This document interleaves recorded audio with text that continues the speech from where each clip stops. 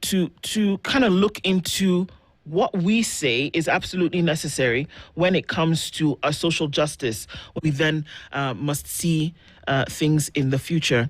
And the youth voice on the Gen Z protest anniversary will take us into a conversation at 8:30. Dr. Dionysius Ngege is a theologian, lawyer, and youth leader. Miri Julius is an advocate of the High Court of Kenya. Sophie Mugure Njehia is the National Youth League chair of the PM party. They'll join us at 8:30, and we'll look into this voice. I saw a comment yesterday, and I want to be able to bring this up into the conversation later, is that the moment for this Gen Z uprising was in 2024, and that it will never be again. I saw that written yesterday, and that was the moment that Kenya should have capitalized on. And if it didn't capitalize on that 2024 moment, all these other things that you're doing, commemoration, remembrance, asking for a public holiday on the 25th of June every year, is not going to happen. That the opportunity was missed. And it's actually an interesting, I don't know if to call him a political analyst or a pundit, but he said, this is a waste of time. You've wasted our time. You've locked down the whole country for an entire 24 hours, whatever it is. And this thing has no bearing. That's what he said. Well, we can respect that opinion because everyone has their own. Yes. But I think the person misses the mark. The protests were not just in vain. They were a call for transformative leadership of this country. That person, I would want to know how they feel about their economic status.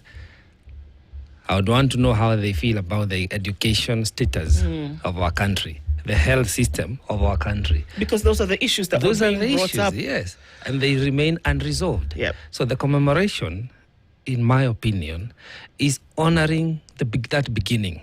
It was a bloody, sad, painful beginning of our economic revolution.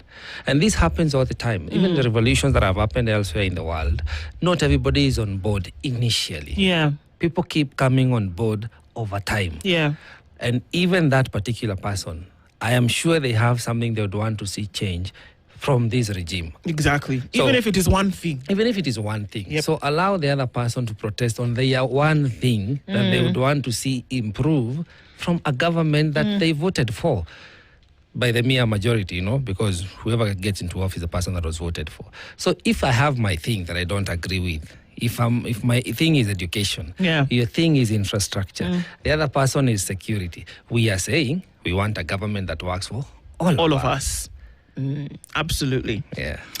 Right, so that's what we're going to be talking about today. We'll talk with one of us at 7, and then we will talk and look into the youth perspective there then at 8:30, and that will take us through the conversations that we will have into the day. Sawa. All right. Our proverbs this week have been from Kenya, and I will try to read this in Kiswahili, and I will attempt not to butcher the language. And then thereafter, I will read it in English. And I'm just looking at Kenya as a country, that I think it's very interesting when you're able to experience your own country through the eyes of somebody who's coming from the outside. And that when I first came here, and I thought to myself, wow, the Kenya that we see on the TV and in the books that we read and all of this is very different from what is the reality. And then I thought to myself that we as Africans really must tell our own stories, because a lot of the stuff that we see on the TV or in books outside that we saw at that time were through the eyes of non-Kenyans who were putting it on TV. But you know what? If you hear or read about America, it's written by Americans. Yes. And so I think Kenya is it's look, you guys have a good thing going. We do. It's good to preserve it. And that's all I'll say as I tell you what the proverb is from this morning. All right. Mtaka cha mvunguni sharti ainame. How badly did I do? No, you did well. Yeah? You did well, yes. We can live with that. You can live with that? We Kenyans can live with that. Mtaka cha mvunguni sharti ainame. Meaning, whoever wants something under the bed must bend down. How would you interpret that? Like, if you want a good government that works for you, you must come out and vote for that good government. Yes. You must participate in that discourse. Yes. Basically, the interpretation calls for you putting in the work, getting involved, and putting in the work, getting involved, doing what will give you the results that you want. Yeah. Because whatever you want to have in life, basically, not just in politics and leadership, but generally in life, if you want good food, organic food, you need to grow it. Right. Like peanuts. Like peanuts. Okay. You hear that? Like peanuts. If you want to make a good meal, you need to take time and prepare. Have time in the kitchen, not the quick touch and go thing. So it talks about the process, putting in the work, putting in the hard work, persevering, and being very analytical in everything you do, because everything you do is consequential. It has consequences. There's always an outcome. Yes. So mtaka cha mvunguni sharti ya inama, it means like you need to do the work. Do it yourself. Put in the work, considerations, analysis, elimination. Yeah. Yeah. Do the work. Do the work. You're not going to get the result that you seek if you're not going to put something into it. Yes. Yep. Absolutely. I like that. I like that. As a proverb. And let's then take this opportunity to say hello to everybody. Thank you for tuning in, our audience on KTN.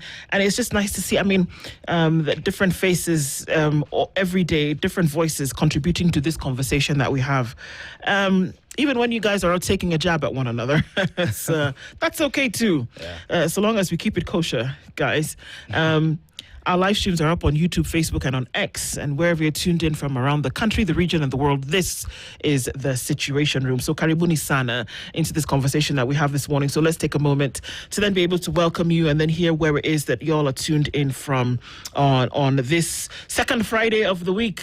A very good morning to you. Peter Chiari says, good morning from Mombasa. Everyone has a million problems until they lose their health. Then they have only one.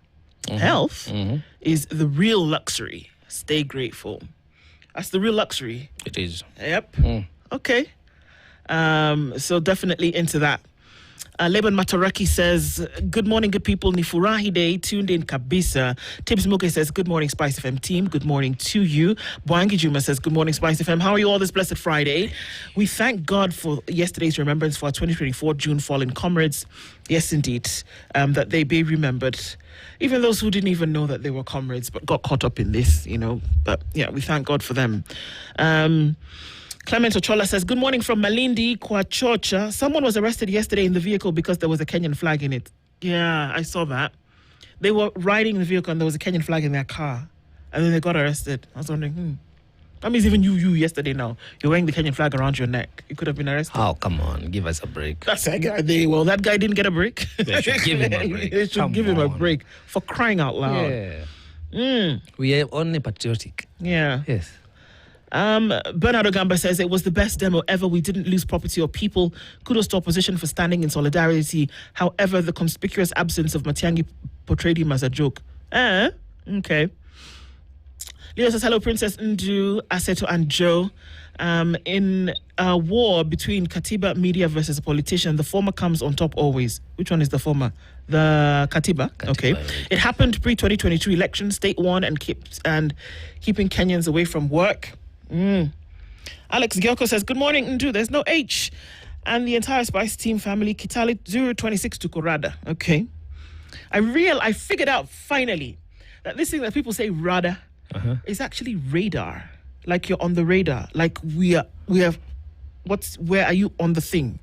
It's actually a colloquial representation of the word radar. Like if somebody's on your radar, they're on point. They're in your connected. Yes, it is. I did not know this until later on when I put on my language hat and I thought to myself, this thing that even my son now says to me and looks at me and says, hey, and I'm like, first of all, what? Then I realized this is actually what it is. Yeah, and it has also different connotations. Like rada, it could be like, what's up? What's up? But Pia, if you're stepping on someone's toes or you're doing something, someone can say, Niko rada, like I'm watching you. Yeah.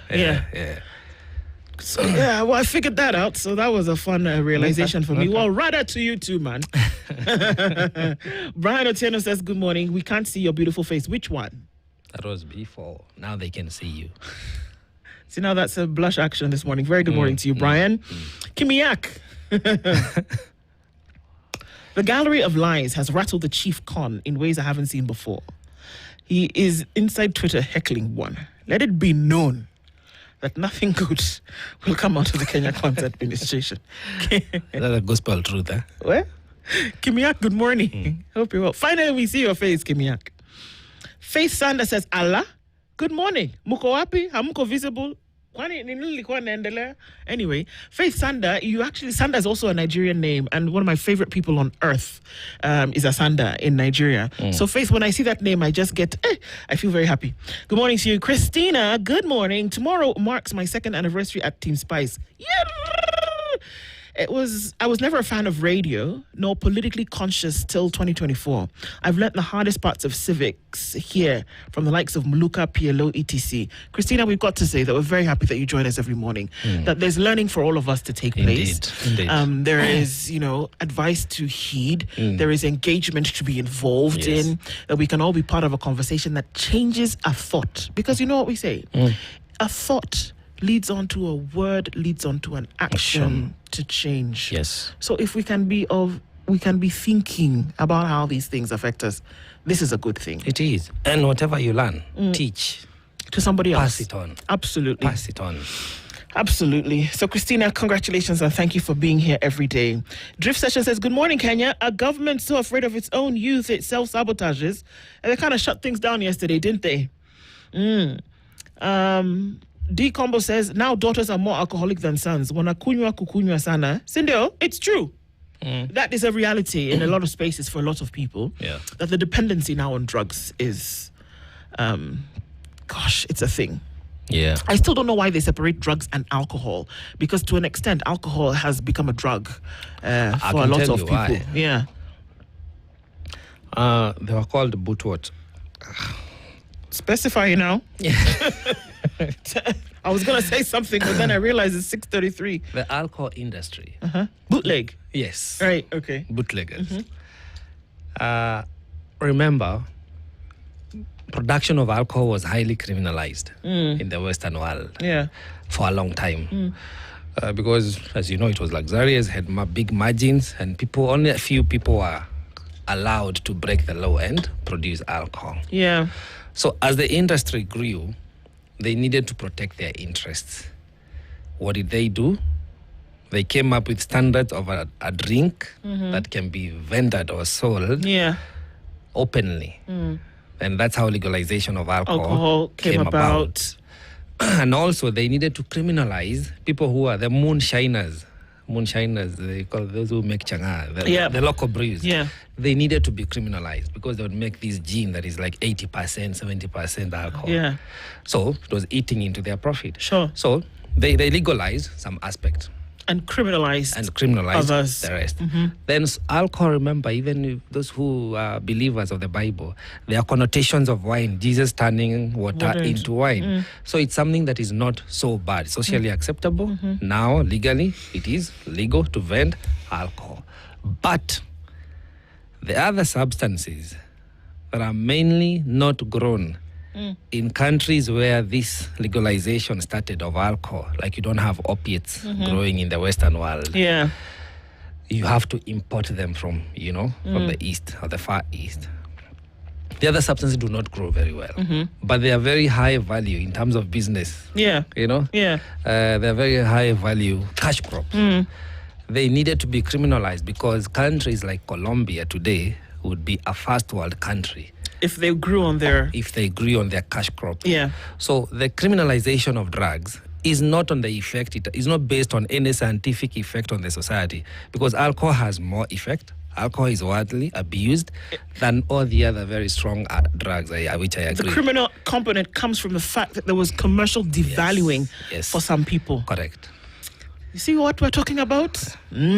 So there's more. There's a lot more than meets the eye. Yes. That's for sure. Yes. There's a reason why Afghanistan cannot be peaceful. There's very true. There's a reason why today Libya cannot either. Yes.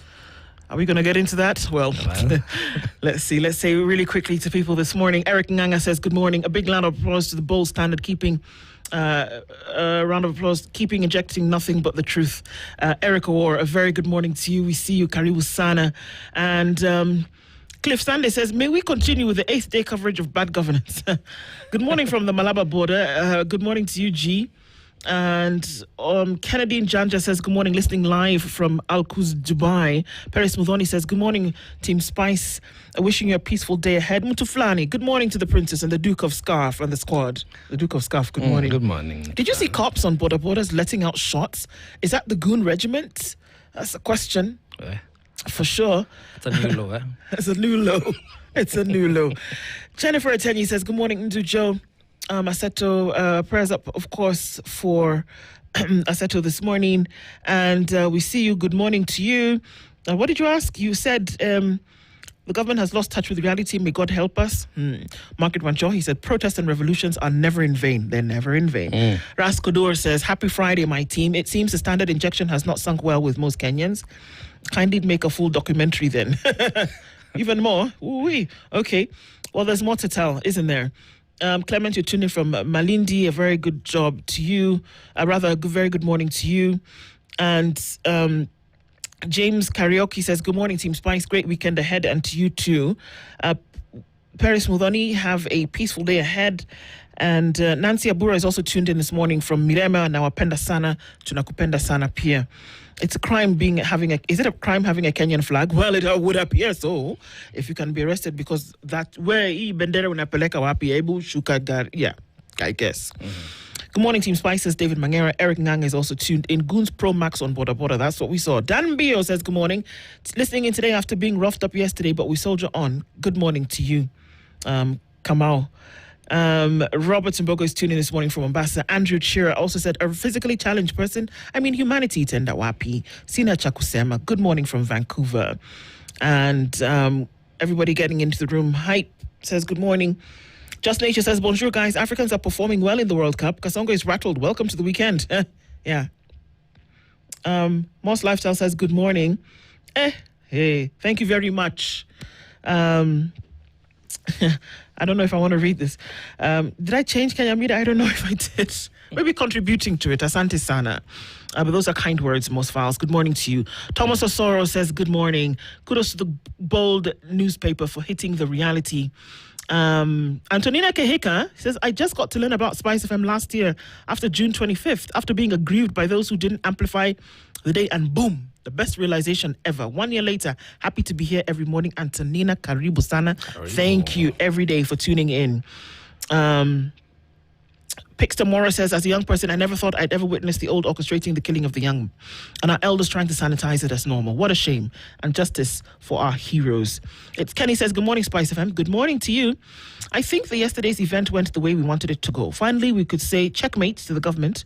What they wanted did not happen. It's interesting. It seems as though the sentiment for a lot of people is that what they wanted was for people to be injured. Yikes. Can't be a good thing. But thank you for us to continue having these conversations. I want to take a quick break and look at what's happening in the skies and on the roads, and then we'll come back and see what's going on in the headlines. Good morning.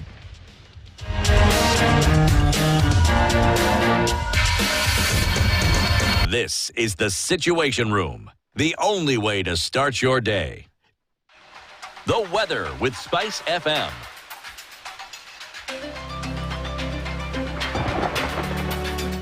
A bit of a cloudy morning in Nairobi.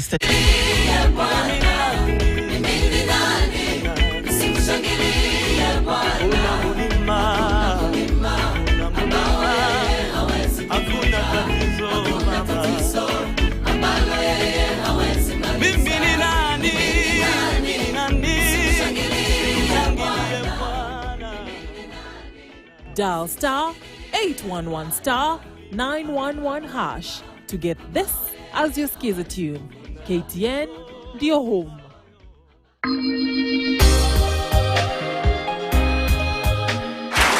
Hello, I am Timima. This is Speak Life. Can we talk? She gets everyone talking. Health, relationships. I prefer white boys. I've only dated white men. Telling somebody I love you is different from telling somebody I trust you. Mimi nimejijenga, nataka mwanaume amejijenga. I've had to cut off broke girls, especially dating them. Money. Less than 30% of young Africans are financially literate. The most important asset is you. Family. They didn't care what I did. So in a way, I just cut them off. It will take me some time because I find myself even right now as a grown-up, distancing myself from my mother. She made me go through trauma. There's a time I told my mother I'm not your husband. And how did that go down with your mother? I didn't care. Identity. Purpose. Because one honest conversation can change everything. Real people, real life stories, real solutions. Speak Life with Tamiba, where culture, conversation, wellness and transformation meet. Only on KTN.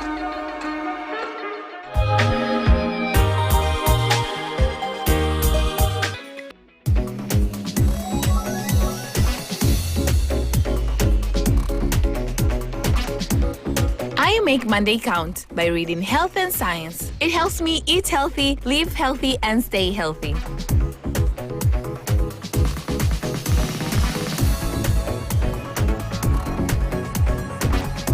Setting the standard every day of the week. The Standard, Kenya's bold newspaper.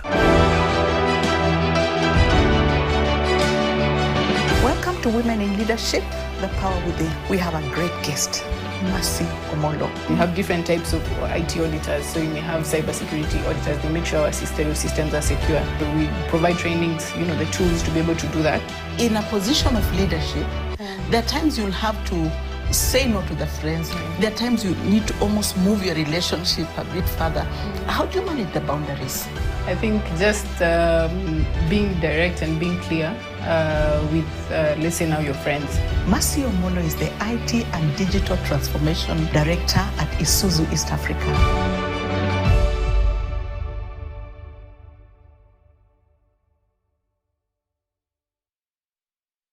This is the Situation Room, the only way to start your day. Total lockdown is what is on the front page of The Standard, the Gen Z second anniversary. The spectacle that played out yesterday during the second anniversary of Gen Z's fatal protest of 2024 portrayed a government scared of its own people. Despite government officials led by Interior CS Kipchumba Murkomen promising a normal working day on the eve of the commemoration, the nation woke up to the blockades on all roads leading to the capital city and major towns. The police, as has been the case, became a tool of suppression instead of providing security. They sealed roads, harassed and brutalized innocent Kenyans whose crime was to mark the day that Kenyans said enough was enough to a government that is tone deaf. This is covered on page 2, 3, 4, 5, 6, 7 and 8 of The Standard this morning. And there's the Gen Z anniversary in pictures of the different things that were happening around the country. There were empty streets. It was like it was a public holiday. And they said, yes, we're giving it. That's exactly what it was. And so we failed to reconcile between what was going to be a normal day because children went to school, banks were open, but then businesses had closed. Guess what? It is not banks and schools that run an economy. Nope. Businesses run an economy. None of them opened yesterday. Correct. People shut down this because we do not know what is going to happen. The do not know what is going to happen is usually as a result of violence that is meted. And then people say, well, okay. Or the criminal elements that would then be injected into a protest or a commemoration. So these are the headlines that we're looking at this morning. Uneasy calm, shut shops across counties, as nation mourns protest victims. We covered it yesterday, from Nairobi to Nakuru to Mombasa to Narok to Nyeri to Kisumu. Yep. I mean, everybody said we're going to sit this one out. And so for me, the oxymoron was, it's going to be a normal day. Then there should have been no roadblocks. There should have been no sealed roads. It's going to be a normal day. Then everybody goes around business as usual. But can you do the two things and operate in the same space? That essentially, it was the government and security agencies that locked the country down. That is what happened yesterday. Right. There were people who were out to commemorate. We saw this happening. Police officers even took a nap in Kisumu. There's a picture there, fun one. As calm prevailed during the anniversary commemorations. You know, they took a nap in the grass. Everybody wants to do that on a Thursday afternoon, don't they? There's a picture there of Siaya Governor James Orengo is whisked away by his aides after police dispersed demonstrators in Nairobi. He was on a border yesterday. And those are the roadblocks. There were people who were coming in on buses, coming in from Mombasa Road, from Kibwezi and even further on, who were not allowed to get in. More comments. Normal day meets Nairobi roadblocks. Split opposition as some leaders keep off streets during the protests.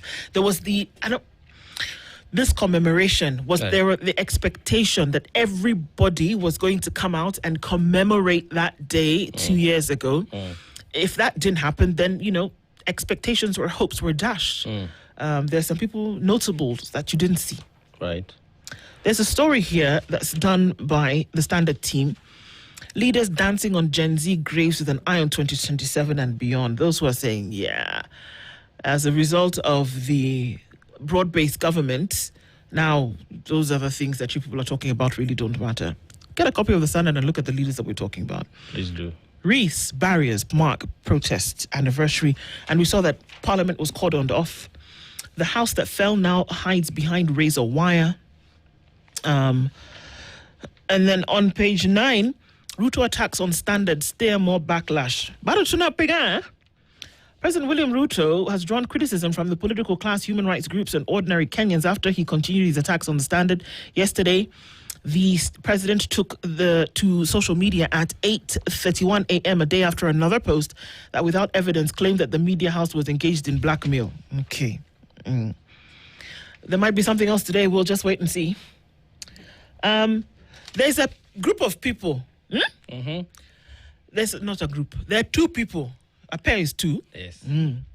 They're earning 6 million shillings to watch all 104 football matches. God, I don't understand. Why?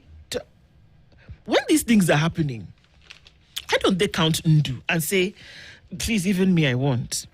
Besides watching every match, they're responsible for creating content for fans. They term experience enjoyable, but exhausting due to long hours and constant football. The World Cup is ramping up with 6 matches scheduled each day until the end of the group stage, which makes tuning in something a full-time job. That is literally the case for Kevin Akoto and Austin Franklin, who are getting paid $50,000 to watch each of all the 104 World Cup matches. The BBC caught up with the two football fans just over a week into their role as Fox One chief World Cup watchers to see what the experience has been like. You want to see what that story has to say, but they're earning the money. Whether they have other jobs or not, or whatever else they're doing, you have to get into that. Parliament summoned CS Wahome as housing projects stall nationwide. I should summon her. I'm sorry, but in this case, is it her? Is she the one who is handling the housing projects, these affordable housing? Is it the same one? Yeah. But she's the head of the ministry. Yeah, but you she's saw not the one when who's the building the thing. Collapsed in was it South B, South C, South C. Eastleigh? Yes, she came out to defend. She did. No, but she also came out and said that people will be, and we actually saw that last month people were charged. Yes, so she's the same way we talk about the CS education when things are not going right in the education sector. Let her come and answer. We'll be listening. Housing C project ya Leswa Home Bwana. But she defends it. She's in charge of the implementation. Court has been busy. The court came out and said, excuse me, Dr. Sodwar, sit over there. Right. Ukio Matata, leta kesi, tunaenda trial. This thing that we're talking about making President William Ruto's administration has suffered a setback after the High Court declined to strike out a petition challenging the legality of Kenya's 7 trillion shilling budget, or rather public debt, clearing the way for a full hearing. So Ukio Matata went to court and he petitioned and he said, AG, all of you, there's a problem here. Kenya's debt is not this amount. This money that was borrowed, iko wapi, number 1, imetoka wapi, number 2, now it's what is it for, number 3. So they've been back and forth. Do you have a case to answer? Do you have a case to answer? Court says yes. Dr. Sodwar, stand over here in the corner. We're going to trial. We're going to find out if this debt that we're talking about is actually ODS. That's interesting to watch. Isn't it? Yes. So we should know how much we owe. Yes. And to whom. Yes. So looking into the opinion pages, of course, bouquets on razor wire in Parliament is a paean to youth remembrance. Get yourself a copy of The Standard. Get a copy of The Standard. If you can't get one in your hand, get a copy of Standard e-paper, standardmedia.co.ke. Sawa. Want to look into The Nation, sir? Yebo. Daily Nation. Front page is still talking about the same thing. Second anniversary, families of 2024 Gen Z protest victims lay wreaths outside Parliament. Lockdown, there was total blockade, court order. The barricades outraged Kenyans whose daily activities were disrupted amid protests that authorities had defied a court order barring police from erecting cordons to restrict access to the city center without prior public notice. It's interesting because everybody was saying, you come up, it's going to be a normal day. But people woke up and they found the police protesting. So that's a story for the call for justice and easy calm. Most parts of the country remained relatively peaceful, including regions that have in the past been hotspots of violence. But tension was palpable amid a heavy police presence, shuttered businesses, and paralyzed public transport. What I'm grateful for is there was no loss of life. So the story continues, a lot of captured moments, people marching, people showing up, families, friends, politicians. That continues all the way to page... There's an interesting story here, a quick one, short one. On the Daily Nation. Why it has disappeared? Okay. Yes. This would be page 2. It says, the women who carry Homa Bay's water crisis on their backs. Who's the governor for Homa Bay? Gladys Wanga. I'm glad that she's also a woman. Women wash clothes and household items on the shores of Lake Victoria in Homa Bay on Monday last week. Persistent water shortages force families to depend on untreated lake water for their daily needs, increasing the risk of recurrent waterborne disease outbreaks. It's a very sad image. It is. This day and age. So there's water, there's laundry that's taking place at the shores of the lake. Correct. That water goes, that dirty water goes back into the lake. They rinse, they wash, they do whatever, it goes back.